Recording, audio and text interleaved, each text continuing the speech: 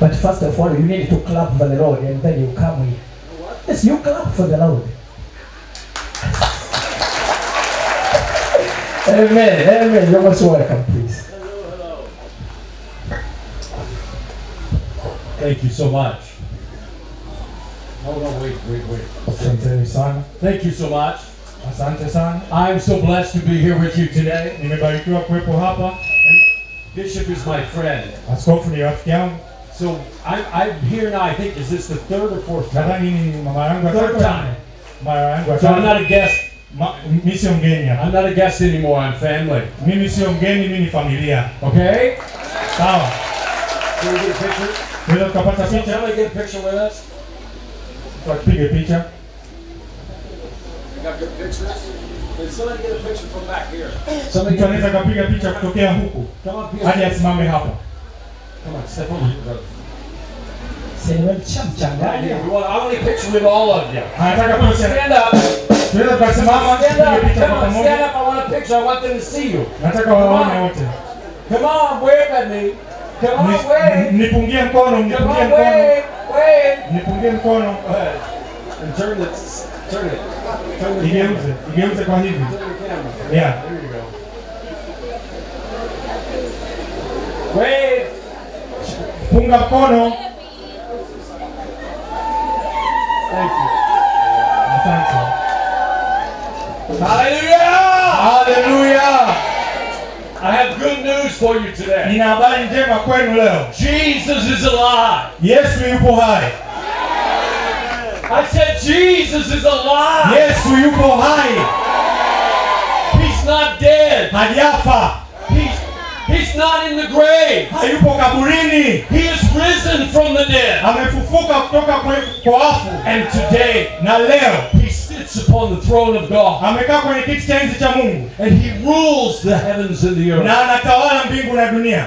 And I'm so excited to be here. Na ninafuraha kuwepo hapa leo. I was just out in the bush. Nilikuwa kule porini. And we held a miracle campaign. Tulifanya mkutano wa miujiza. And many came to Christ. Na wengi walikuja kwa Kristo. And a lady comes, she can barely use her leg. Kuna mwanamke alikuja hawezi kutembea So vizuri. much pain. Maumivu mengi. And instantly God heals her in Na prayer. akapata uponyaji ghafla. You should have seen the smile on her face. Ungeona jinsi alivyokuwa na You tabasamu. should have seen the eyes of Ungeona the macho people yake, macho ya watu as they saw God heal her. walivyoona yule mtu anapata uponyaji. I love the testimony today. Ninapenda huu ushuhuda wa leo. Amen. Amina. God is alive today. Mungu yupo hai leo. He is still healing today. Bado anaponya leo. Hallelujah. Hallelujah. Listen, today Sikiliza, leo is your day. ni siku yako. Hallelujah. Hallelujah. Today Leo is your day. ni siku yako. If you came today Kama ulikuja leo and you don't know Jesus, na haumjui Yesu, today is your day. leo ndo siku yako. Maybe you came today Labda ulikuja leo and you've been wandering away from Jesus. na ulikuwa umeenda mbali na Yesu, Far away from Jesus. mbali kutoka kwa Yesu. Today Leo is your day. ni siku yako. Today, Leo if you came and you're sick, kama ulikuja na unaumwa or your body is hurting, na mwili wako unauma or you have a disease, au na magonjwa, today is your day. leo ni siku yako. Listen, before I finish today, Kabla sijamaliza I'm leo, going to pray for you. nitakuombea.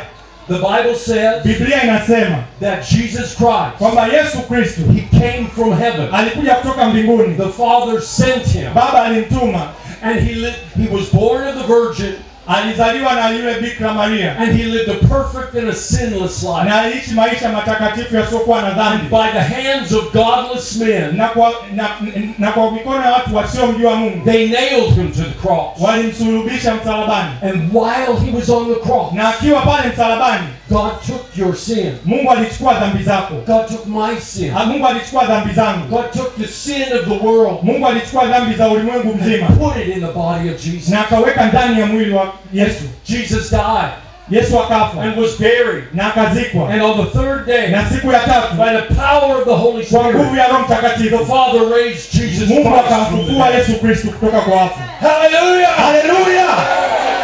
That's good news.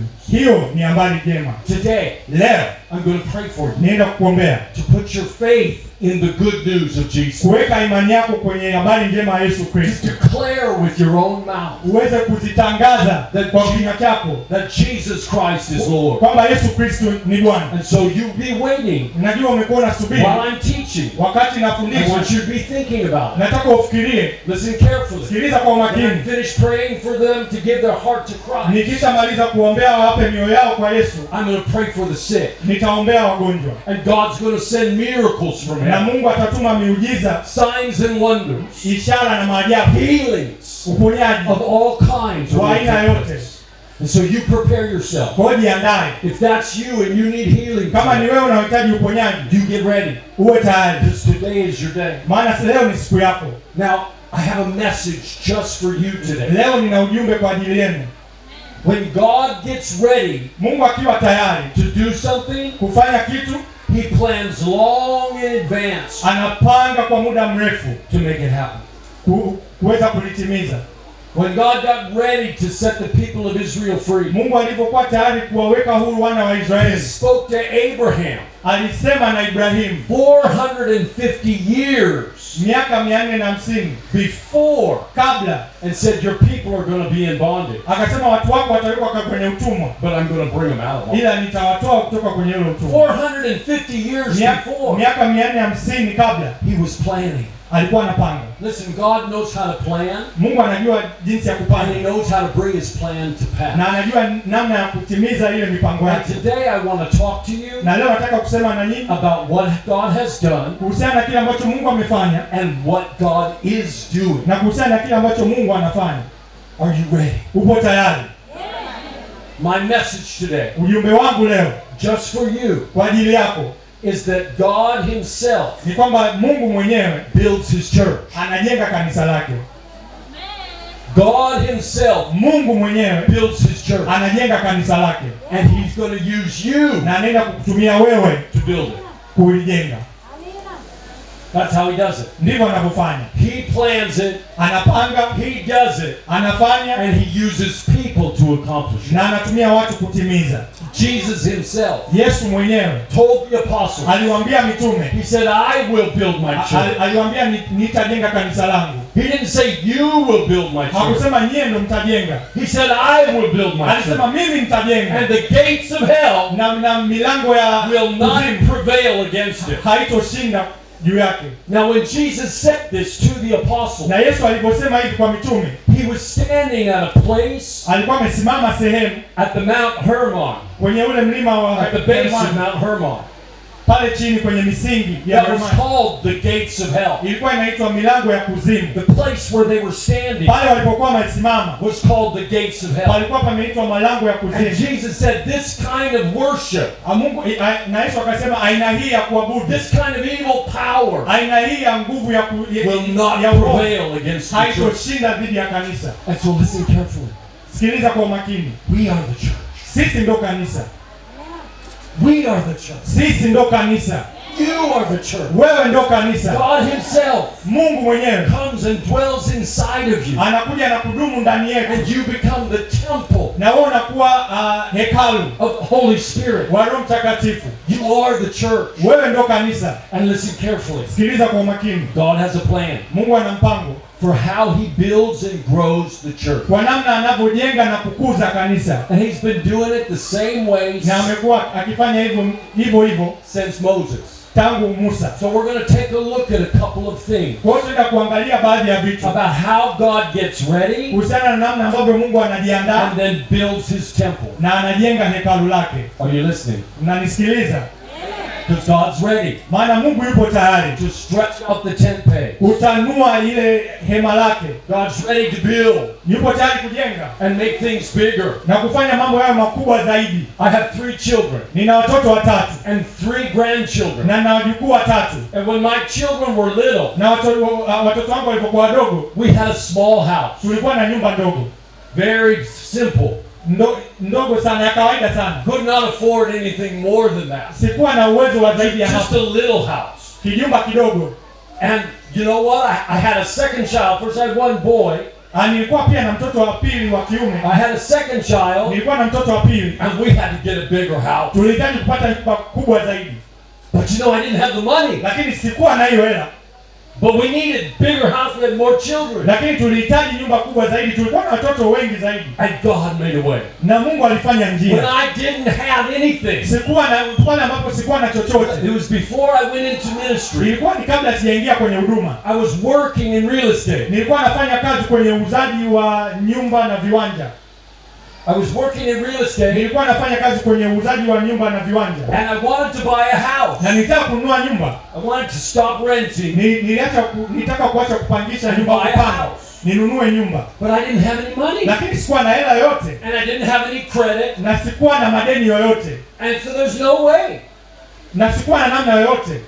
And then I go to this house with a bunch of realtors. Ninaenda kwenye hii nyumba ninakutana na madalali. And at the house, na pale nyumbani kwenye ile nyumba, I met the owner. Nakutana na mwenye nyumba. And we just were talking. Na tulikuwa tunaongea tu. It was just a nice conversation. Ilikuwa ni maongezi tu mazuri. And then I went back to work. Nikarudi kazini. And somebody bought the house. Na kuna mtu akanunua ile nyumba. And about 30 days later, baada ya kama siku 30, they were trying to close the deal. Walikuwa wanajaribu kumalizana. And the bank found out. Na benki ikagundua that the people were faked all their paperwork. Kwamba wale watu walikuwa wamegushi zile nyaraka. And the deal fell apart. Kwa hiyo ile hawakuweza kumalizana. And you know that owner, mmiliki, he remembered me. Akanikumbuka. And he said, I'm going to go ask that man. Akasema nitaenda kumuuliza yule mtu. If he wants to buy my house. Kama anataka kununua ile nyumba. Because I told him I was looking to buy a house. Kwa sababu mimi nilimwambia nataka kununua. I told him I was believing. Nilimwambia nilikuwa namwamini to buy a house.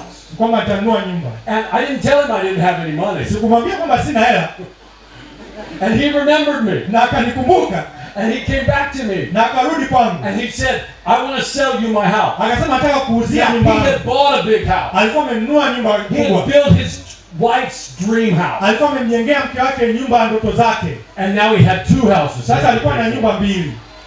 He couldn't afford 2 houses. Asingeweza kumudu nyumba mbili. So he wanted to sell one of them to me. Kwa hiyo alitaka kuuza moja kwangu. And I didn't have the money. Na sikuwa na ile hela. And I said, I'll make a deal with you. Nikamwambia tukubaliane. And you know what? Na unajua nini? We shook hands. Tukashikana mikono. And I began to believe God. Na nikaanza kumwamini Mungu. For what I didn't have. Kwa kile ambacho sina. And listen carefully. Sikiliza kwa makini. Over the next 30 days, baada ya siku 30, God gave me enough money for a down payment. Mungu akanipa kianzio, kiasi cha kianzio. I didn't have it. Sikuwa nacho. But God gave it to me. Ila Mungu alinipa. And I made the down payment. Na niweza nikamlipa kile kianzio. And he had a certain type of loan that I could sign and take over the loan. Na alikuwa na mkopo wa aina fulani kwamba ninaweza nikasaini alafu ananikabidhi ule mkopo for $25. Kwa $25. All I paid for the loan was $25. Nililipa $25 tu kwa ajili ya ule mkopo. It was a miracle. Ulikuwa ni muujiza. And my family moved into the house. Na familia yangu ikahamia kwenye ile nyumba. We had enough room. Na tukawa na sehemu ya kutosha. 5, 6, 7 years later, miaka 5, 6, 7 baada ya tukapata mtoto. We need a bigger house. Tulihitaji nyumba kubwa zaidi. We didn't have the money. Hatukuwa na hiyo hela. But you know what happened? Unajua nini kilichotokea? God made a way. Mungu alifanya njia. I started declaring. Nikaanza kutamka that God was going to give me the money for kwamba Mungu atanipa nyumba kwa pesa kwa ajili ya ile nyumba. Telling. Nikaanza kusema. I didn't have the money. Nikaanza kuambia watu.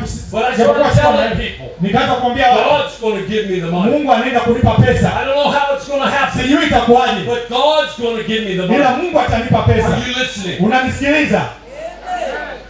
Are you listening? Unasikiliza? You can do the same thing. Unaweza kufanya hivyo hivyo. God wants to bless you. Mungu anataka kukubariki. God wants to expand. Mungu anataka kutanua. God wants to make you bigger. Mungu anataka kufanya wewe mkubwa zaidi. Because when he makes you bigger, anapokufanya wewe kuwa mkubwa zaidi, you're able to bless the church. Unaweza kubariki kanisa. And listen, God gave me the money. Na Mungu akanipa pesa. Supernaturally. Kimiujiza. And I bought the bigger house because I had more need for the children. Alinipa pesa nikainunua nyumba kubwa zaidi kwa sababu nilihitaji pesa kwa ajili ya watoto. And listen carefully. Sikiliza kwa makini.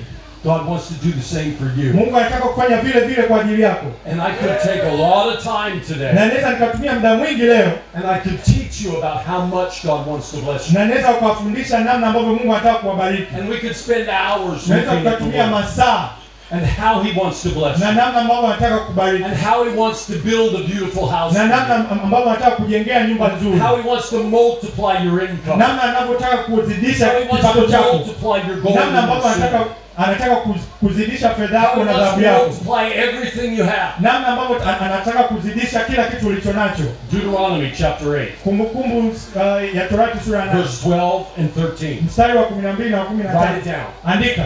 Write it down. Andika. Deuteronomy Kumbukumbu ya Torati chapter 8, sura ya 8 verse 12 and 13. mstari wa 12 na I don't 13. have time to go there today. Sina muda wa kwenda But huko. you need to go there tomorrow. Ila wewe unahitaji kwenda hapo kesho. You need to look and see what God said. Unahitaji kuangalia Mungu alisema nini. God wants to bless you. Maana Mungu anataka kubariki. But you've got to take a step of faith. Lakini unatakiwa uchukue hatua ya You got to imani. begin to declare the word of Unatakiwa God. utamke neno la Mungu. You got to tell people what's going to happen before it ever Unatakiwa ambie happens. watu nini kitatokea kabla hakijatokea. Listen, we are a people of faith. Sisi ni watu wa imani.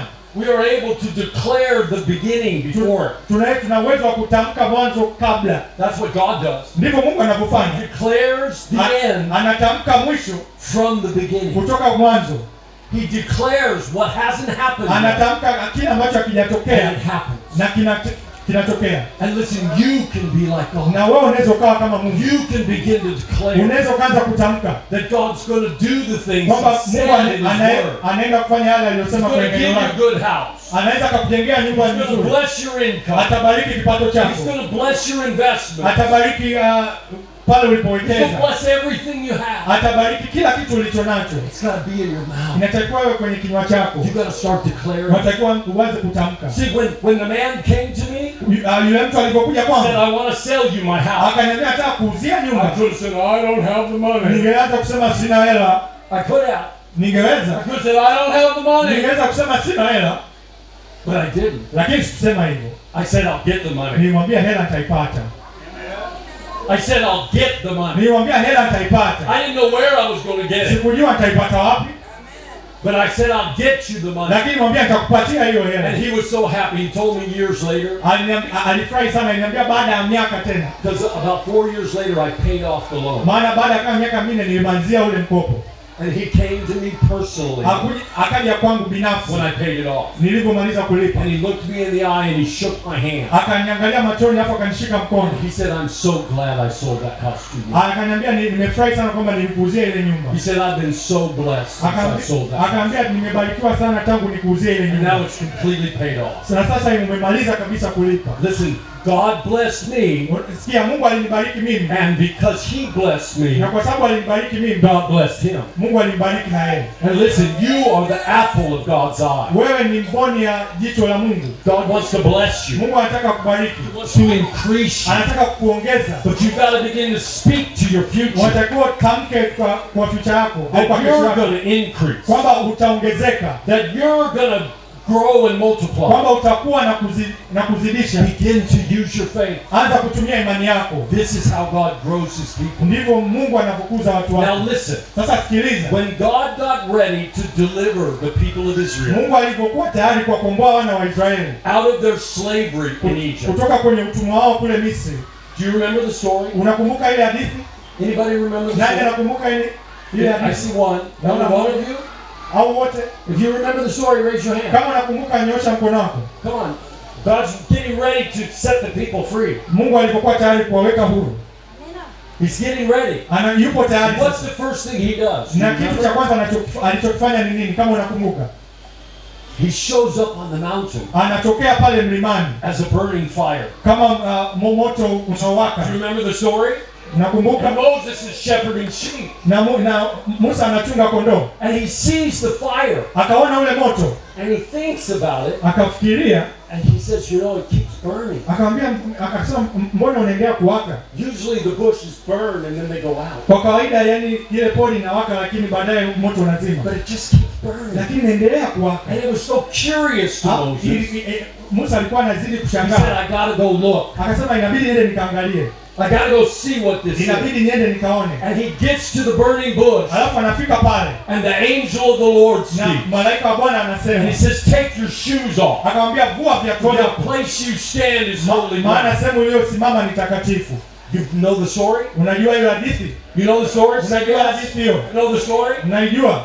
while he's having a conversation with wakati God, wanafanya maongezi na Mungu, God begins to tell him what his plan. Mungu anaanza kumwambia mipango yake. God begins to say, I'm going to send you, Moses, Mungu anasema anaenda kukutuma to Musa deliver my people. kukomboa watu wangu, And you'll speak to Pharaoh na utasema na and say, Farao, let my people na go. utamwambia achia watu And then wangu they come into the desert and worship. waweze kuja nyikani waweze You know kuniabudu. the story, yes? Mnajua ile hadithi? Do you know the story? Mnaijua? In front of the burning bush. Mbele ya lile pori, Let's take a look at what the word says. tuangalie neno linasema Will you nini. read the word with me? Mtasoma neno na mimi.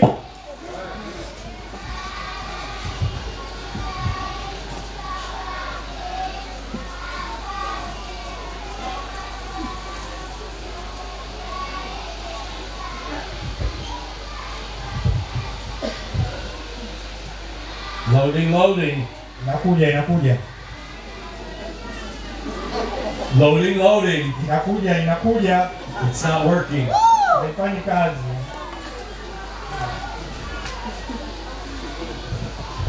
It's not working.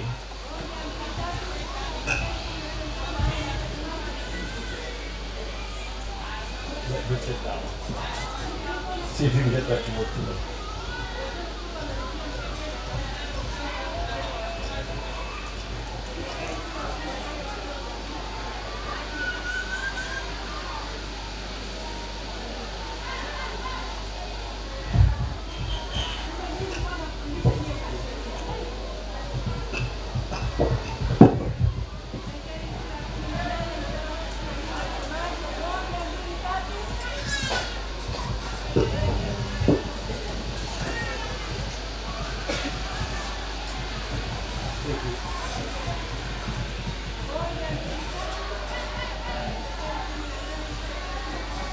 Here we're reading Hapa tunasoma in Exodus chapter 3.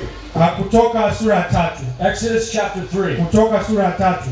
Moses in front of the burning bush. Musa mbele ya ile pori linalowaka Verse moto. 20 and 22. Mstari wa 20 na 22. So I will I will reach out my hand and I will strike Egypt Nitanyosha mkono wangu na nitaipiga Misri with all my miracles. na miujiza And yangu, I shall do in the midst of it. na nitafanya katikati yao, And after that he will let you go. na baada ya hapo atawaachia, And I will grant this people favor. na nitawapa watu hawa kibali. Somebody say favor. Mtu mmoja aseme kibali. Favor. Kibali. Listen carefully. Sikiliza kwa umakini. God says Pharaoh's going to finally decide, I'm going to let your people go. Mungu anasema kwamba Farao atakubali watu hawa waachiwe. And God says, I'm going to give the people favor. Na Mungu anasema anaenda kuwapa watu hawa kibali. Say favor. Sema kibali. Say favor. Sema kibali. God wants to give you favor. Mungu anataka kukupa Now kibali. let's look. Sasa tuangalie, Let's look at how he gives you favor. tuangalie namna anavyokupa kibali. Let's look. Tuangalie. It says, Inasema in the sight of the Egyptians. na kwa upande wa Misri And it shall be itakuwa that when you go, kwamba mtakapoenda you will not go empty-handed. hamtotoka mikono mitupu. Listen, they were slaves Kumbuka walikuwa ni in the watumwa land of Egypt. kwenye ile ardhi ya They Misri. had nothing, Hawakuwa na chochote, nothing but the clothes on their back. hawakuwa na chochote zaidi ya nguo walizokuwa wamevaa. He says, but I'm going to give you favor. Lakini anasema naenda kukupa kibali. God says, I'm going to give you Mungu favor. anasema naenda kukupa kibali. And you're not going to leave with nothing. Na anasema hautaondoka mikono mitupu. Listen. Sikiliza, You're not going to leave with nothing. hautaondoka mikono mitupu. Let's look what he said. Tuangalie nini Look at the alichosema. word. Look at the word. Angalia neno. But every woman shall ask her neighbor, Lakini kila mwanamke atamwambia jirani and the yake, woman who lives in her house, na mwanamke anayeishi ndani ya for nyumba yake, articles of silver, kwa vitu vya fedha, articles of gold, vitu vya dhahabu and fine clothing. na nguo nzuri, And you will put them on your sons and na daughters, mtawavalisha wana wenu. so you will plunder Egypt. Kwa hiyo mtaipiga Misri. So you will plunder Kwa Egypt. hiyo mtaipiga Misri. Listen carefully. Sikiliza kwa umakini. When God brought them out of the land of Egypt, Mungu alivyowatoa kutoka kwenye nchi ya they Misri, had nothing. hawakuwa na chochote, But they turned and they asked from their neighbor, lakini walianza kuwaomba majirani and zao from their masters, na kutoka kwa and mabwana they zao. said, give me your silver, Akamwambia, nipe fedha yako, give me your gold, nipe dhahabu yako, give me your fine clothes. nipe nguo zako nzuri. And God gave the people favor. Na Mungu aliwapa watu kibali. And God made the Egyptians Na Mungu akawafanya Wamisri give their silver kutoa fedha yao and their gold na dhahabu yao and their fine clothes. na nguo zao nzuri. Now listen carefully. Sasa sikiliza kwa makini. The Old Testament, Agano la Kale, the picture of the Israelites and their deliverance from Egypt, picha ya wana wa Israeli na ukombozi wao kutoka Misri and their life in the wilderness, na maisha yao kule jangwani, is a picture, the Bible says. ni picha. Biblia inasema, Paul talks about it in Corinthians, Paulo anazungumzia hapo kwenye kitabu cha Wakorintho chapter 10. sura ya 10. And he says, the things that happened to them Anasema vitu vilivyowatokea happened as an example for vilitokea us. kama mfano kwa ajili So yetu. listen carefully. Sikiliza kwa makini. God giving these people favor Mungu kuwapa watu hawa kibali and giving them the silver and the gold na and kuwapa the fine fedha na clothes. dhahabu na nguo nzuri, That is a picture hiyo ni picha for us. kwa ajili yetu. That's what God wants to do for you. Ndicho Mungu anachotaka kufanyia na But you're wewe. going to have to ask. Unatakiwa uombe, lakini You're going to have to ask. unatakiwa uombe, lakini God says, I'm going to give you Mungu favor, anasema naenda kukupa kibali, but you have to ask. lakini unatakiwa uombe. I'm going to give you favor, Nitakupa kibali, but you have to ask. lakini unatakiwa uombe. And listen, there's places in your world. Sikiliza, kuna sehemu hapa duniani, Listen to me. nisikilize, There's places in your world kuna sehemu hapa duniani, where you haven't asked. kuna sehemu kwenye neno ambazo And haujaomba, God wants to favor you. na Mungu anataka kukupa He kibali, wants to bless you. anataka But kukubariki, you won't ask. lakini wewe You're hautaomba, too afraid. unaogopa. Yo, I don't know what they'll say. Unasema sijui I'm wanasema, afraid. naogopa. Listen, God says He's going to give you favor, but you gotta ask. Mungu anasema nenda kukupa kibali, anatakiwa uombe. Listen carefully. Sikiliza kwa makini. We're in front of the burning bush. Tupo mbele ya ile pori inayowaka moto. That's where we are. Ndipo tulipo. We're reading Tunasoma from what God told Moses kutoka kile ambacho Mungu alimwambia Musa before He sent him to Egypt. kabla hajamtuma kwenda Misri. The next scripture I have, Andiko inayofuata nilionao, Moses is with the people in Egypt. Musa yuko na watu kule Misri And they're just about to be delivered from Egypt. na wanakaribia kukombolewa kutoka kule Misri. And so Moses Kwa hiyo Musa tells all the people of Egypt the anawaambia story again. watu wote wa Israeli ile story. He said, I was standing before the burning bush, Anasema nilisimama mbele ya ile pori ilikuwa na and moto, God told me na Mungu aliniambia He was going to give you favor. atawapa kibali. God told me Mungu aliniambia you were going to ask your neighbor, kwamba utamwomba jirani yako and they would give you their silver and their na gold. watakupa fedha yao And na their dhahabu fine yao na clothes. nguo zao nzuri. Who's glad they got the fine clothes? Nani anafurahi kwamba alipata zile nguo nzuri? Who's glad? Nani anafurahi? Who's glad they wore fine clothes? Nani amefurahi kwamba leo amevaa nguo But nzuri? they didn't have to wear rags. Nani amefurahi kwamba But they got hawakutaka kuvaa the nguo mbaya? strut out of Egypt. Kwa walitoka kule wakiwa wamependeza. I saw all of you up here in your fine clothes. Ninaona watu wengi na nguo zenu nzuri. That's what the people of Israel got. Hicho ndicho wana wa Israeli They got walipata. to walk out of slavery in fine Walitoka clothes kwenye utumwa wakivaa nguo nzuri because of the favor of kwa God. sababu ya kibali cha Mungu. And listen carefully. Sikiliza kwa makini. When Moses is with them, Musa alipokuwa nao right before the deliverance, kabla ya ule ukombozi, Moses tells them the story Mungu again. anawaambia ile He hadithi says, tena. this is what's going to happen. Anasema hicho ndicho So kitakachotokea. first God told Moses, Mungu kwanza alimwambia then Musa, God told Moses, tell the people. na Mungu akamwambia Musa awaambie watu. Let's take a look at the scripture. Tuangalie kwenye maandiko.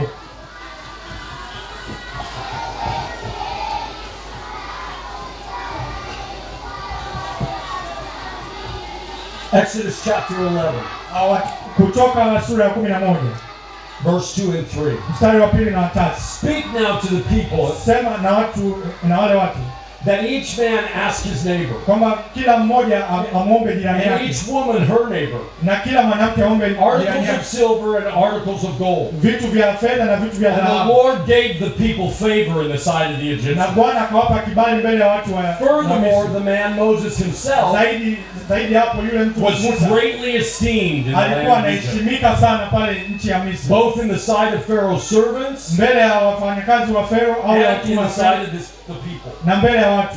Now listen carefully. Kwa hiyo sikiliza kwa umakini. Then in Exodus chapter 12, Kwenye Kutoka 12 pia. so listen carefully, I'm trying to show you a point. Sikiliza, kuna kitu najaribu kuonyesha. Long before God's ready to bless you, Kabla Mungu hajawa tayari kubariki, He makes a plan to do it. anaweka mpango wa kufanya hivyo. And he prophesies he's going to do it. na anatoa unabii kwamba anaenda kufanya. And then in this last scripture in chapter 12, Na kwenye hili andiko la mwisho they kwenye sura actually 10, go ask wanaenda kuomba for the silver, kwa kupata ile For the fedha gold. kwa ajili ya ile For the dhahabu, fine kwa ajili clothes. ya zile nguo nzuri. And you know what Na happened? unajua nini kinatokea? They get it. Wanaipata. The favor of God comes. Kibali cha Mungu And kinakuja. they walk out of Egypt Now with I- silver and gold and fine Na clothes. wanatoka Misri wakiwa na fedha, dhahabu na nguo nzuri. Listen, God wants to bless you. Sikiza, Mungu anataka He kubariki. wants you to set you free from the past Anataka kukuweka huru na jana yako so that you can live a blessed life, ili uishi maisha yaliyobarikiwa, so that you can build the house of God. ili uweze kujenga nyumba ya Mungu. No, you didn't hear me. Sidhani kama He umenisikia. wants you to have a blessed life Anataka upate maisha so yaliyobarikiwa you can build the house of God. ili uweze kujenga nyumba ya That's Mungu. the whole purpose. Ndio kusudi. Listen, if the people of God Sikiza, kama watu wa came Mungu out of Egypt walitoka Misri with nothing, na hakuwa na kitu, what would they be able to offer to God? wangeweza kutoa nini kwa Mungu? Nothing, Hakuna chochote, right? si ndio?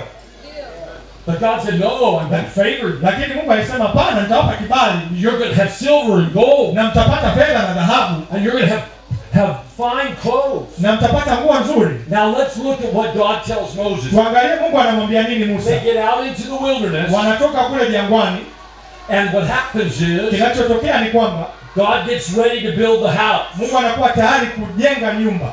God gets ready to build the house. Mungu anajiandaa kujenga nyumba. Now we're in Exodus chapter 25. Sasa tupo kwenye Kutoka sura 25. Now notice we started in chapter 3, Sasa kumbuka tumeanza sura ya and then 3. we moved to chapter 11, Tunaenda sura ya 10, tukaenda sura ya and then we 11. moved to chapter 12. Tukaenda sura ya We're 12. going through the process. Tunapitia ule mchakato. Now we're out in the wilderness in chapter 25. Sasa tupo jangwani sura ya 25. Are you ready? Upo tayari?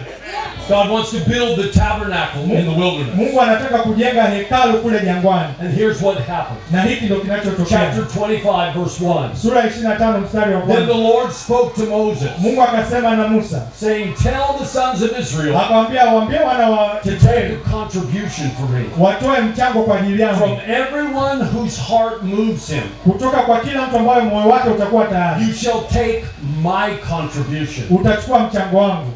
Now notice this is God's contribution. Sikiliza, huu ni mchango wa Mungu. This is not Moses' contribution. Sio mchango wa Musa, This is God's ni contribution. mchango wa Mungu. God tells Moses, you take it, this is mine. Mungu anamwambia Musa, wewe chukua, ila ni wa kwangu. And only take it Na alafu chukua tu pale, from people whose heart moves them. chukua kwa watu ambao mioyo yao itakuwa tayari. Now here's what he says. Sasa hichi ndio Verse anachosema. 2. Mstari wa 2. Tell the sons of Israel Waambie wana wa to take Israeli a contribution from kuchukua me. mchango kwa ajili yangu. From everyone whose heart moves him, Kutoka kwa kila mtu ambaye moyo you wake shall utakuwa take my contribution. utachukua mchango wangu. Verse 3. Mstari wa 3. This is the contribution Huu ndio which you mchango are to take from ambacho them. unatakiwa kuchukua. Gold, Fedha, silver, dhahabu, fedha, bronze, bronze, violet, violet, purple, zambarau and scarlet material, na vitu vya scarlet. fine linen, Linen nzuri, goat hair, nywele za mbuzi ram skins dyed red, na ngozi ya kondoo, fine leather, leather nzuri, acacia wood, acacia, oil mbao for za the udi, lighting of the lamps, na mafuta kwa ajili ya kuwasha and zile taa fragrant incense. na ubani. Now, where would they get all that stuff? Sasa hiyo vitu vyote wangevipata wapi? Where did they get all that? Walipata wapi vile vitu vyote? Where did they get it? Walipata wapi? Where did they get all that Walipata stuff? wapi vitu vyote hivyo? What did it say? Egypt. From Egypt. Misri. They took it from Egypt. Walichukua kutoka Misri. Listen carefully. Sikiliza kwa makini. God wants to bless you. Mungu anataka kubariki. Out there in the world, Kule duniani. God wants to bless the work of your hand. Mungu anataka kubariki kazi ya mikono God yako. wants to bless your ass. Mungu anataka kubariki. You're going to have to go out there and ask. Watakwenda ukaombe. And God's going to bless your Na Mungu ass. anaenda kubariki And He's going unapoomba. to give you silver and gold Na atakupa fedha na dhahabu and fine clothes. na nguo nzuri. Because one day, Kwa sababu siku moja He's going to ask for it. atakuomba hivyo vitu.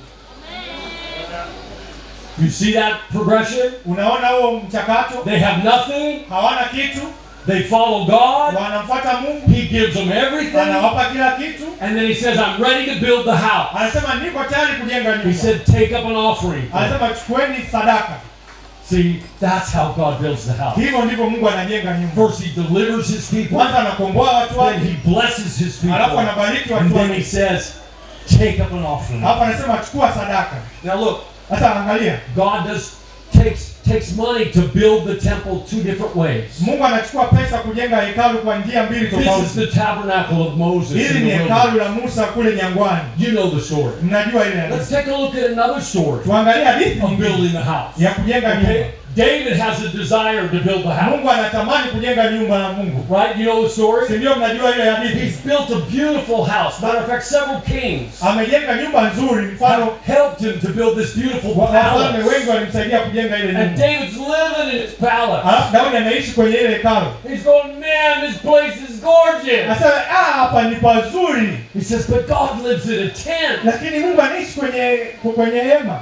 He says, I live in this gorgeous house. Mimi naishi kwenye hili nyumba nzuri, But God lives in a tent. lakini Mungu anaishi kwenye He hema. says, I got to do something. Anasema anatakiwa nifanye So he kitu. calls for Nathan the prophet. Kwa anamuita Nathani yule nabii. Nathan hears David's idea. Na Nathan anasikiliza ile wazo. And immediately Nathan says, man, that sounds like a great idea. Hapo hapo Nathan anasema ni wazo zuri sana. And so he says, do what's in your heart. Anasema fanya kilichopo moyoni mwangu.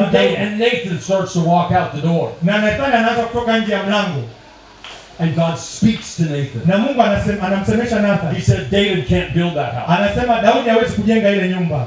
Go back and tell him he can't build Nenda it. ukamwambie hawezi He's kujenga a ile man nyumba. of bloodshed. Ni mtu wa damu He's a nyingi. man of war. Ni mtu wa vita sana. He can't build the house Hawezi of God. kujenga hiyo nyumba. But he can plan it, Lakini anaweza and akapanda his son can build it. na mwanae anaweza You akajenga. know the story, yes? Unajua ile hadithi, Right? si ndio? So you know what David does? Unajua Daudi anafanya nini? David spends all his years Daudi anatumia miaka yake yote accumulating akikusanya wealth pesa to build utajiri the house of kwa God. ajili ya kujenga nyumba ya Mungu. That's what he does. Ndicho He anachofanya. starts taking the money of the nation Anaanza kuchukua pesa ya mataifa and building wealth to construct the na house of God. anajenga utajiri kwa ajili ya kujenga nyumba ya Mungu. Let's look at the scripture. I can tell you don't Tuangalie believe me. maandiko. You don't believe me already. Kama uniamini, Come on, this is what the word says. hivi ndivyo neno linasema. Okay, so we want to take a good hard look at what the word says. Tunahitaji kuangalia kwa umakini. 2 Samuel chapter 8. Samueli wa pili sura ya 8 Okay, in verse 11 and 12. mstari wa 11 na 12. Second Samuel chapter 8, Samueli wa pili sura ya 8 verse 11 and 12.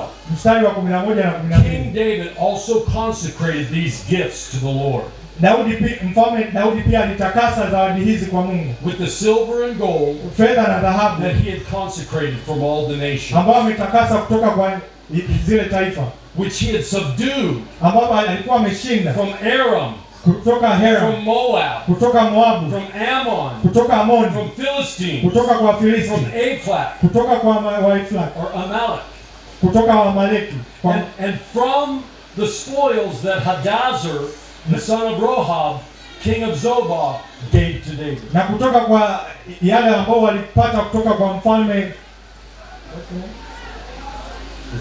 The name is right here. Hadadeza. Hadadezer. Listen carefully now. Sikiza kwa makini, Here's the story. hii ndo hadithi. David defeated Hadadezer's enemy, Mungu alimshinda adui wa Hadadaza, an enemy that had been against Hadadezer for decades. adui ambaye alikuwa ni adui wa Hadadaza kwa miaka mingi. Suddenly, Hadadezer was free, Alafu ghafla Hadadaza akawa yupo huru, and he was so happy. alafu alikuwa na furaha sana. He sent gold and silver to David. Alituma fedha na And he dhahabu said, kwa "Thank you for Daudi. defeating my enemy." Anasema asante kwa kumshinda Now adui listen, wangu. Hadadezer Sikiliza, Hadadaza is a picture of you and I. ni picha ya kwangu na mimi. The Lord defeats our enemy, Mungu anashinda maadui zetu, and then we should have that same heart of thankfulness. alafu atakuwa tuwe na moyo ule ule wa Send shukrani, our wealth, kutuma utajiri our wetu, silver and our gold, fedha zetu na dhahabu, and send it to God. tunatuma kwa Mungu. And so David takes the wealth that Hadadezer gives him, Kwa hiyo Daudi anachukua utajiri ambao Hadadezer anampa, and he adds it to the big pile he has alafu anaongeza kwenye yale ambayo yeye ameshakusanya, that he's been preparing ambayo amekuwa ameandaa to build the house of God. kujenga nyumba ya Mungu. Listen, everywhere David won the war, Kila sehemu ambapo Daudi alishinda every vita, victory David ever had, ushindi wote ambao Daudi alipata, he took the spoils alichukua mabaki, and he saved them for God. aliweka kwa ajili ya Mungu, He put them aside aliweka pembeni, and he saved them for God. aliweka kwa ajili ya Mungu. And listen carefully, you can do the same thing. Sikiliza kwa umakini, na wewe pia So unaweza many kufanya victories that you have. ushindi wote ambao You've unaupata. been victorious in so many ways Umepata ushindi kwa njia nyingi sana, because of the power of God in your life. kwa sababu ya nguvu ya Mungu maishani And mwako, you can take those spoils na unaweza ukachukua yale mabaki and you can set them na aside unaweza ukaweka pembeni, to build the house of God. kujenga nyumba ya Let's keep Mungu. reading. Tuendelee kusoma. I want you to see this is the scripture. Nataka uangalie haya And this maandiko, is how we built the temple of David na hivi ndivyo alivyojenga hekalu la that Daudi Solomon built. ambalo Suleiman alijenga. First Chronicles chapter 18. Mambo ya Nyakati wa kwanza sura 18. First Chronicles chapter 18, Nyakati wa kwanza sura 18 verse 10 and 11. mstari wa 10 na 11. He sent Hadoram, his son, to King David Alimtuma Hadora mwanawe kwa mfalme Daudi to greet him and bless him kumsalimia na kumbariki, because he had fought against kwa Hadadezer sababu alikuwa amepigana na and he Hadadezer defeated him. na akamshinda, For Hadadezer had been at war kwa with sababu God. Hadadezer alikuwa vitani na yeye. And Hadoram brought all kinds of articles of gold and silver Na and bronze. Hadora alikuja na kila aina ya vitu vya fedha na dhahabu, And King David also dedicated these to the Lord. na Daudi akaweka wakfu hivi pia. Now we move on to First Chronicles Sasa tunaendelea na Nyakati wa kwanza chapter 29. sura ya 29. A few years later, Miaka mingi baadaye, First Chronicles chapter 29, Nyakati wa kwanza sura ya 29 verse 1 through 9. mstari wa kwanza mpaka wa 9. Then King David said to the entire assembly, Na Daudi akasema na kusanyiko zima, let's talk about what's happening here. tuzungumzie kile kinachofanyika hapa. David's been planning the temple. Daudi amekuwa anapanga hekalu. Okay, we're in chapter 29. Tupo kwenye sura ya 29. In chapter 28, Sura ya 28 it says David's got a perfect full plan, a Daudi model ana mpango kamili of what the temple is supposed to look like. ya vile ambavyo hekalu linatakiwa And lifanane. then it tells us in verse 19, you might want to write that down. Inasema kwenye mstari wa 19, unaweza ukaandika Chapter 28, verse 19.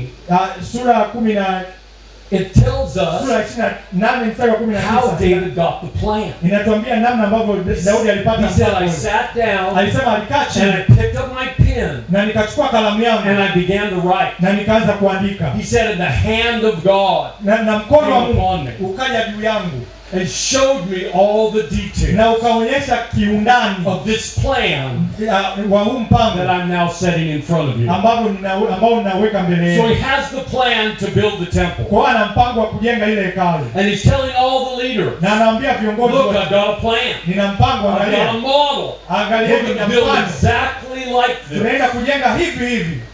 And then David Alafu Daudi anaanza how kuzungumzia much he has given.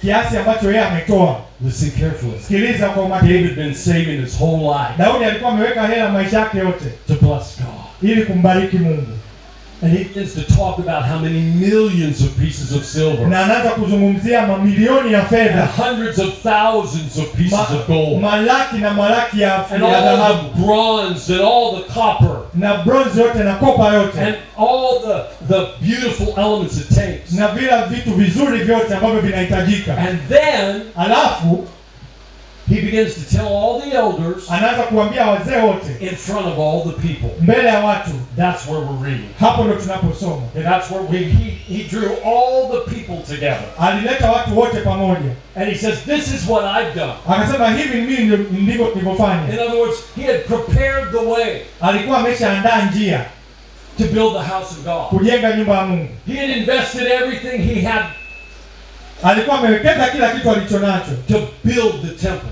kujenga hekalu. And now here's what the scripture says. Na hivi ndivyo maandiko yanavyosema. It says,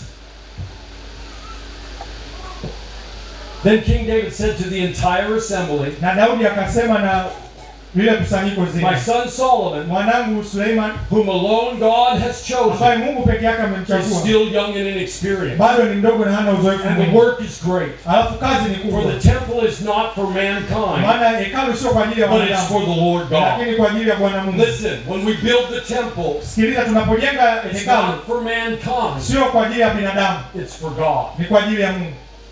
He tells them right up front, everybody in Anamwambia the hapo hapo assembly, mbele ya watu wote, we're building it for God. tunajenga kwa ajili ya Mungu. Now with all my ability, Sasa na uwezo wangu I wote have provided for the house of God. nimetoa kwa ajili ya nyumba ya Mungu, For the house of my God, the gold, for the things of gold, kwa ajili ya nyumba ya Mungu wangu vitu vya dhahabu, the silver for the things of silver, fedha kwa ajili ya vitu vya fedha, the bronze for the things of bronze, bronze kwa ajili ya vitu vya bronze, the iron for the things of iron, iron chuma kwa ajili ya vitu vya wood for chuma, the things of wood, mbao kwa ajili ya vitu vya mbao, onyx stones for the inlaid stones, mawe ya onyx kwa ajili ya vitu vya mawe ya ndani, stones of antimony and stones of various colors, mawe ya kila rangi and all kinds of precious stones, na mawe ya kila aina, and alabaster in abundance. na alabasta kwa wingi. In addition, Pia in my delight, kwa furaha yangu in the house of my God, kwenye nyumba ya Mungu wangu, the treasure I have hazina nilionayo of gold and silver, ya fedha na I dhahabu give to the house of my God. ninatoa kwa nyumba ya Over Mungu and wangu, above zaidi ya yote, all that I've already provided for the holy temple. zaidi ya vile ambavyo tayari nimeshatoa. Okay, listen carefully now. Sikiliza kwa umakini sasa. David's been saving money as he's been taking it from the nation. Daudi amekuwa anaweka hela akiwa He's anachukua got kutoka a kwa huge mataifa, pile. ana hela Build the temple. nyingi And he kujenga nyumba. says, but now, Sasa anasema sasa hivi on top of everything I've saved, juu ya yote ambayo I'm nimeshakusanya, now going to give out of my own money. nitatoa kutoka kwenye pesa zangu mwenyewe. Now I want you to listen to what he gives, Nataka usikilize anachokitoa, because he gives a lot. maana anatoa nyingi. Listen carefully to what he gives. Sikiliza anachokitoa. David says, Daudi anasema, he said, in addition, in my delight in the house of God, zaidi ya hapo kwa furaha yangu kwa nyumba ya Mungu, the treasure I have of gold and silver, hazina nilionayo ya fedha na dhahabu, I give to the house of my God. ninatoa kwa nyumba ya Mungu, Over and above all that I've already provided for the zaidi holy ya hayo temple, ambayo nimeshatoa. namely 3,000 talents of gold, Dhahabu nyingi kama 3,000 from the gold of Ophir, the finest gold that there was, kutoka kwenye ile dhahabu nzuri kabisa, and 7,000 talents of refined silver, na fedha 7,000 and the overlay of the walls of the buildings. kwa ajili ya ukuta wa jengo. Listen carefully. Sikiliza kwa umakini. A talent is hundreds of pounds. Ile talent ni pound nyingi sana. Talent moja The ni amount of gold he gave was massive. kiasi cha dhahabu alichotoa ni nyingi sana. The amount of silver he gave was so much it almost couldn't be counted. Kiasi cha fedha alichotoa ni nyingi kiasi kwamba alikuwa hawezi kuhesabu. And he talks about how much he gave. Na anazungumzia kiasi alichokitoa. And then listen to what he says. Sikiliza anachosema. Then he says, who then is willing Nani pia yupo tayari to consecrate himself this day to the Lord? kujitakasa siku ya leo kwa Bwana? Then the rulers of the fathers Alafu watawala wa mababa and the leaders of the tribes of Israel na viongozi wa makabila wa and Israeli the commanders of thousands na majemedari wa maelfu and hundreds na mamia and the supervisors of Now the king's work na wasimamizi wa kazi ya mfalme offered willingly. walijitoa kwa moyo ulio tayari. Somebody say offered willingly. Moyo ulio tayari kujitoa, kuwa tayari kujitoa. Say it. Kuwa tayari kujitoa, sema hivyo. Come on, say it loud. Kuwa tayari kujitoa. Say it again. Kuwa tayari kujitoa. That they saw what David gave, Waliona kile ambacho Daudi alitoa, and then they offered freely alafu wakatoa bure to build the temple. ili kujenga hekalu. And listen carefully. Sikiliza kwa makini. God's going to call you to give. Mungu atakuita utoe. He already has blessed you. Tayari ameshakubariki. You have victories from the past. Una ushindi kutoka zamani. Victories you didn't deserve many times. Ushindi ambao haukustahili mara nyingi. And he's going to call you to give to the temple. Na atakuita utoe kwenye To hekalu. build the temple of God. Kujenga hekalu la Mungu. Now I have 3 things I want to talk to you about. Sasa na vitu vitatu nataka nikwambie. Listen carefully. Sikiliza kwa makini. This won't take long. Haitachukua itachukua muda These mrefu. are very important principles. Ni kanuni za muhimu sana. Okay, I've shown you the picture of the past. Nimekuonyesha picha ya zamani That God has a way kwamba Mungu ana njia to take the wealth of the world kuchukua utajiri wa dunia and give it to his people. na kuwapa watu wake, And then from his people he takes an offering. na kutoka kwa watu wake anachukua sadaka, And those who have a heart na wale wenye moyo give. wanatoa. That's the pattern. Huo ndo mpango. And he's going to build the temple here the same way. Anaenda kujenga hekalu hivyo hivyo. He's Hapa. going to bring the money from the world Atachukua hela kutoka into duniani, the hands of his people. ataweka mikononi mwa watu And wake, then from his people, alafu kutoka kwa watu wake he's going to take an offering. atachukua sadaka, And out of their willing heart, na kutoka kwenye mioyo yao iliyo he's tayari going to give. atatoa. He's going to have you give. Out of Atahitaji a willing utoe heart. ukiwa na moyo wa tayari wa kujitoa. That's the key. Hiyo ndio funguo. Now I want to talk about Jesus. Sasa nataka nizungumzie And I Yesu, want to talk about God. nataka And nimzungumzie how Mungu God sees your giving. na namna ambavyo Mungu anaona kutoa kwako. I want to talk about 3 very important principles. Nataka nizungumzie kanuni 3. Okay? Sawa? And the first one Na ya kwanza, is that God watches your giving. Mungu anaangalia utoaji wako. Listen carefully. Sikiza kwa makini. God watches how you give. Mungu anaangalia unavyotoa. Have you ever thought about that? Ushawahi kujifikiria hivyo? When it's giving time, Inapokuwa muda wa kutoa, that God is looking down Mungu anaangalia kutoka juu, at me ananiangalia mimi and at you na wewe, to see what's really happening. kuangalia nini kinachoendelea. I can tell you don't believe me. Naweza nikakwambia, So I'm going to read you the Bible. nitasoma kwenye Biblia. Okay? Sawa? I'm going to read it to you. Come on. Nitasoma. Come back. Come with me. You're doing great. Thank you.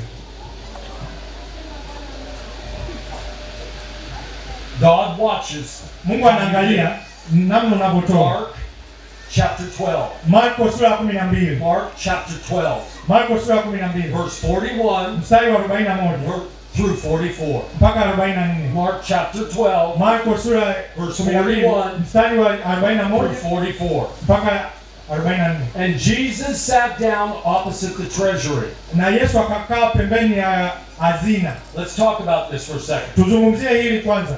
Jesus is at the temple of Jerusalem. Yesu yuko pale hekaluni At the Yerusalemu. entrance of the temple Pale in Jerusalem, unapoingilia pale hekaluni there's a Yerusalemu, place called the treasury. kuna sehemu panaitwa hazina. When people would bring their offerings and their gifts, Watu walipokuwa wanaleta sadaka zao and na they would zawadi zao, set them in a certain place. wanaweka sehemu fulani, And the Bible says na Biblia inasema that Jesus kwamba Yesu goes and he sits down where he can watch the temple na Yesu treasury. anaenda anakaa sehemu pale ambapo anaweza kuona hekalu, He's looking at the temple treasury. anaangalia He's hekalu, watching all the people that come by. anaangalia watu wote wanaokuja.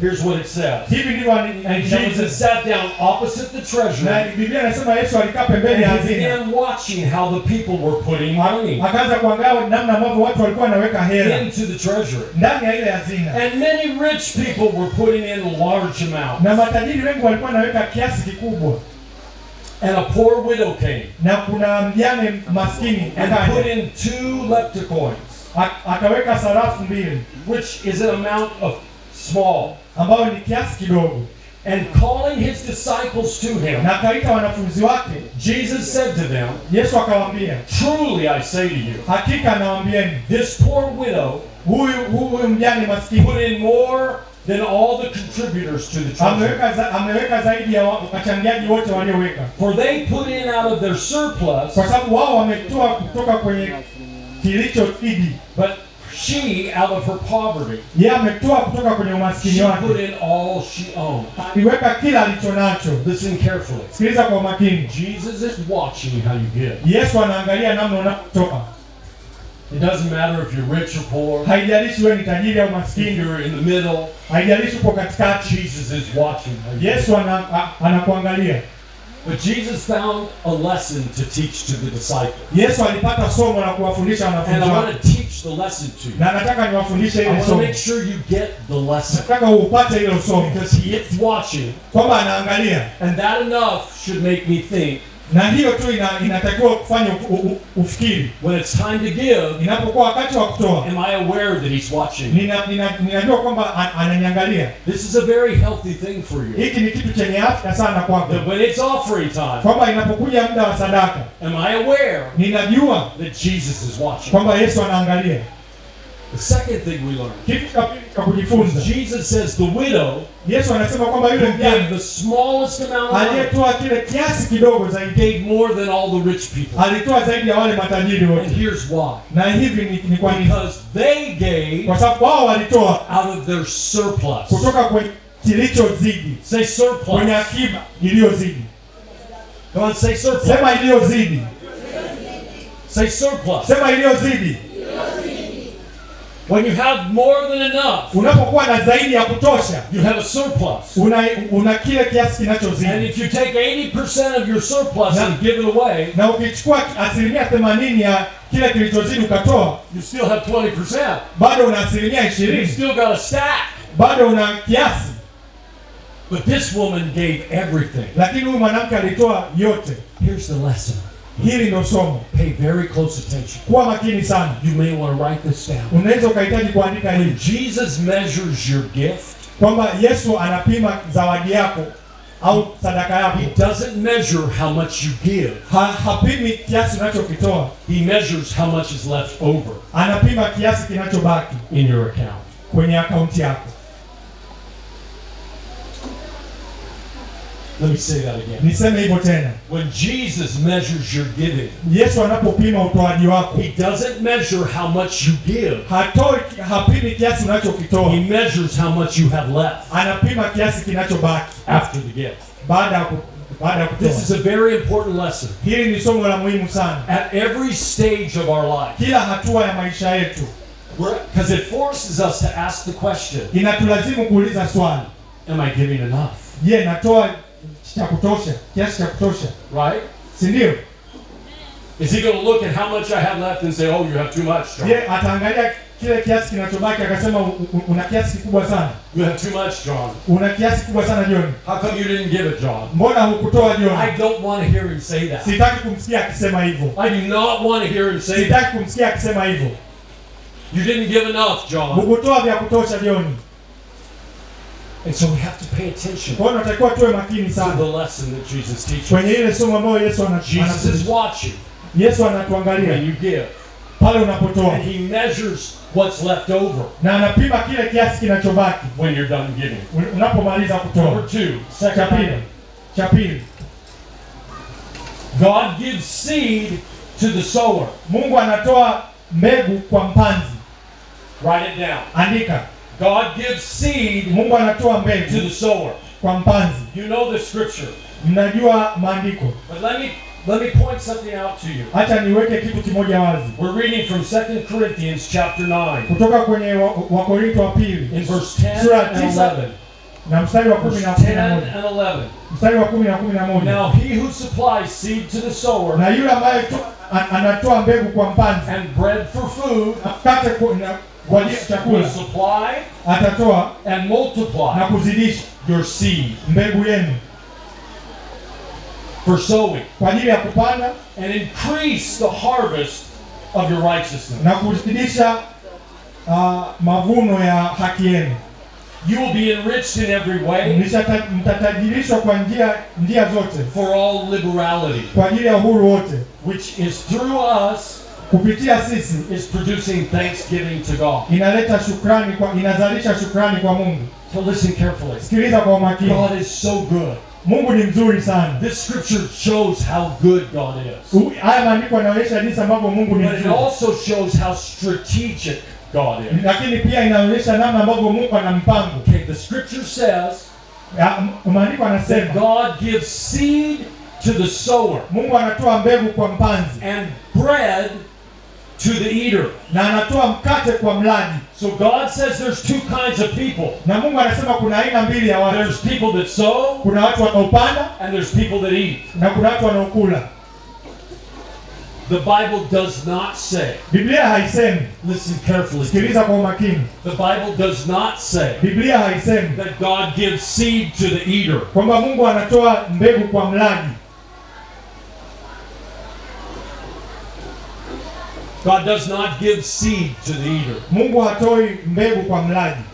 He gives bread Anatoa mkate to the eater. kwa mlaji. Listen carefully. Sikiliza kwa He makini. loves us. Anatupenda. He wants to feed us. Anataka He kutulisha. wants our tummies full. Anataka matumbo yetu He yajae. wants us blessed. Anataka tubarikiwe. I like that. Mimi napenda hivyo. But he knows the difference Lakini anajua tofauti between a sower kati ya mpanzi and an eater. na mlaji. Which are you? Wewe ni yupi? Are you a sower Wewe ni mpanzi or are you an eater? au wewe ni mlaji? Because what you are Maana hivyo ulivyo determines what God gives to you. ndio kinachoamua Mungu anakupa nini. Did you hear me? Umenisikia vizuri? What you are Hivyo ulivyo determines what God gives to ndio you. kinachoamua Mungu If anakupa you're an nini. eater, Kama wewe ni mlaji, He's going to give you bread. atakupa mkate. Hallelujah! Haleluya! I'm hungry. Mimi na njaa. Every day I get hungry. Kila siku nasikia njaa. Every day I'm hoping He's going to give me bread. Kila siku mimi nasubiri mkate. Right? Si ndio? So God gives bread to the eater. Kwa Mungu anatoa mkate kwa mlaji, But God only gives seed to the sower. lakini Mungu anatoa mbegu kwa wapanzi tu. So listen carefully. Sikiza kwa umakini. God has more. Mungu ana zaidi. Are you listening? Unasikiliza? God has more. Mungu ana zaidi. Have you ever noticed that? Umeshagundua Have you hivi? ever looked around and seen how much money there is? Umeshawahi kuangalia kuna kiasi gani cha pesa And seen people that have a lot of na money? ukaangalia watu wenye hela nyingi? Maybe you've seen believers Labda umeona that waumini have a bunch of money. ambao wana hela And you nyingi. think, well, they got a lot of money. Alafu kasema wana But hela I kweli, don't have a lot of lakini money. mimi sina hela nyingi. Has that ever happened to you? Ilishawahi kutokea? Hey, it's happened to me. Ilishawahi kutokea kwangu. So if it's happened to you, then you're kind of like me. Kwa kama ilishawahi kutokea kwako, imetokea na But the thing kwangu. that I have found Lakini mimi is nilichokipata that God gives seed to the sower. kwamba Mungu anatoa mbegu kwa And mpanzi, if you're not sowing, na kama wewe sio He mpanzi, ain't giving you seed. hakupi mbegu.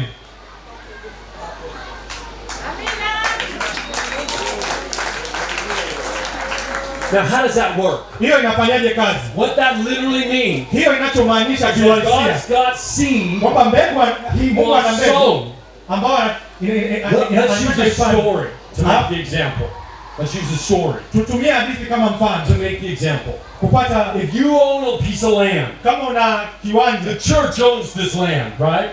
kanisa linamiliki ardhi Yes, hii. we own the land. Tunamiliki hii sehemu. Hallelujah. Haleluya. We own the land. Tunamiliki hii Nobody sehemu. can take it away from us. Hakuna mtu anaweza Right? kaichukua, si ndio? Hallelujah. Haleluya. So if a farmer owns a piece of land Kwa mtu aliyetoka nje and akimiliki he sehemu, wants the land sown with wheat fields, na anataka zipandwe ngano, he has to go buy seed anatakiwa ende akanue mbegu, and then he has to give it to the sower. alafu anatakiwa ampe yule The mpanzi, sower has to take it and put it in the field alafu mpanzi anatakiwa achukue so aweke it'll grow and kwenye produce ardhi wheat. ili iweze kuzalisha Right. ngano, si ndio? So if the farmer goes and buys seed Kwa hiyo yule mkulima akienda and kununua he gives mbegu, it to the sower, akampa yule and the mpanzi, sower goes home and eats it, na yule mpanzi akaichukua akaenda nyumbani akaila,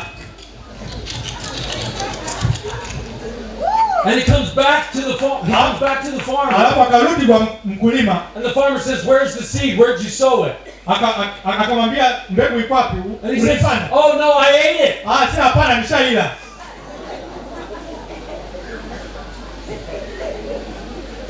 I didn't give it to you to eat. Nisikupa ili ule, I gave it to you to put in the ground. nilikupa ili uweze kuweka kwenye ardhi. Listen carefully. Sikiliza kwa makini. God gives seed Mungu anatoa mbegu to the sower. kwa mpanzi. Are you a sower? Wewe ni mpanzi, Are you regularly sowing? unapanda mara kwa Are mara, you believing for God to give you seed? unamwamini Mungu akupe mbegu. Most people, Watu wengi, listen carefully, sikiliza kwa makini, most people watu wengi just want bread wanataka mkate tu, and they want money to put in the bank wanataka pesa za kuweka benki, and have investment alafu wawe na and to keep it all to myself. waweze kumiliki mali zote hizo. Am I lying? Uongo? Am I lying? Nasema uongo? I'm not lying. Sisemi uongo. Listen, it's important Ni muhimu to save money. kuweka akiba. Okay, that's how God blesses us. Ndivyo Mungu We anavyotubariki. save money Tunaweka hela and He multiplies. alafu I don't anazidisha. have time for that lesson today. Sina muda wa kwa ajili ya That hilo. lesson is important.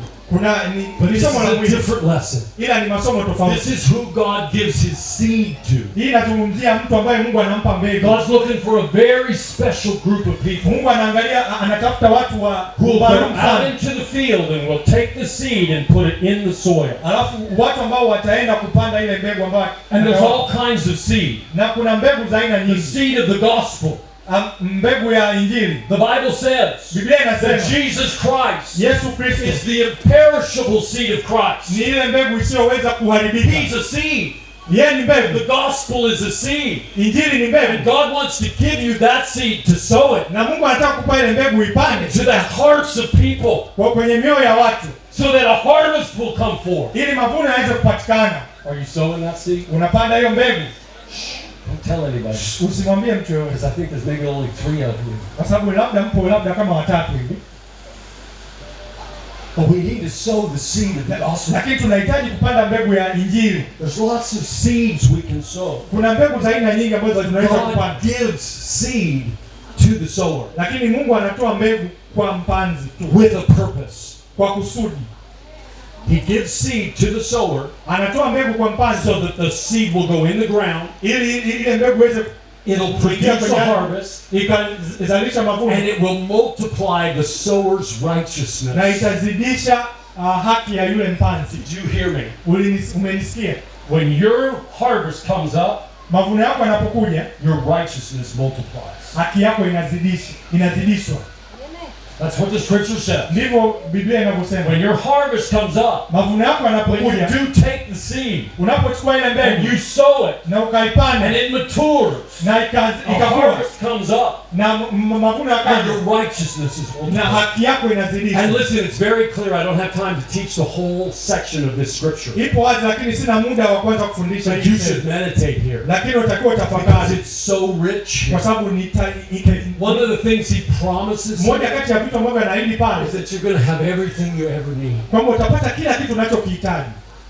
If you're going to be a sower, Kama utakuwa mpanzi, you're going to have everything you ever need. utakuwa na kila kitu unachokihitaji. You're going to have an abundance for every good work. Utakuwa na utoshelevu kwa ajili ya kila kazi So nzuri. that's number 2. What was number 1? Namba moja ilikuwa nini? Who remembers? Nani anakumbuka? Number 1. What was number 1? Nani anakumbuka? Say it out loud.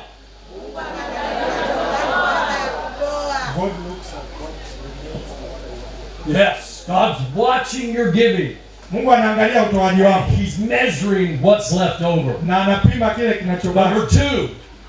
Namba mbili, Number 2 ya pili is that what is it? ni nini? Mungu That's right, God gives seed to the sower. Now number 3. ya tatu, Okay, this might scare you. hii inaweza ikakutisha. Are you ready? Upo tayari? This might scare you a little. Upo tayari? But this is Inaweza the word. ikakutisha. Lakini hili ni neno. God measures back to you according to your measure. Mungu anarudisha kipimo sawasawa na kipimo chako. God measures back to you Mungu anakurudishia kipimo according to your measure. sawasawa na kipimo chako. We all measure things, Wote right? tunapima vitu, si ndio? Don't we measure things? Hatupimi vitu. We measure gasoline. Tunapima mafuta. When we go to the gas station to get gasoline, Tukienda vituo vya mafuta, I need 1 liter, please. nahitaji kiongozi mmoja. That's not very much gas. Nahitaji lita moja, samani. But listen carefully, we measure things. Sikiliza, tunapima vitu. And God watches the way you measure. Na Mungu anaangalia namna unavyopima. And then He uses your Na measure anatumia kipimo chako to give back to you. ni kukurudishia wewe. Let's read the scripture together. Tusome maandiko pamoja. Luke chapter 6, Luka sura ya 6 verse 38. mstari wa 38. Give. Toa, I could just stop there. naweza nikaishia hapo. Give. Toa, Give. toa, It's not a suggestion. sio mapendekezo, It's not a suggestion. sio mapendekezo. He says, give, Anasema toa and na it will be given to you. na wewe utapewa. Listen, Sikiliza, When you start, unapoanza something happens. kitu kinatokea. When you initiate, Unapoanzisha something comes back. kitu kinarudi kwako. Give, Toa and it shall be given to you. na utapewa. Let's read on. Tusome, tuendelee kusoma. They will pour into your lap a good measure. Itamwagwa kwenye mapaja yako kipimo kizuri. Press down. Press down.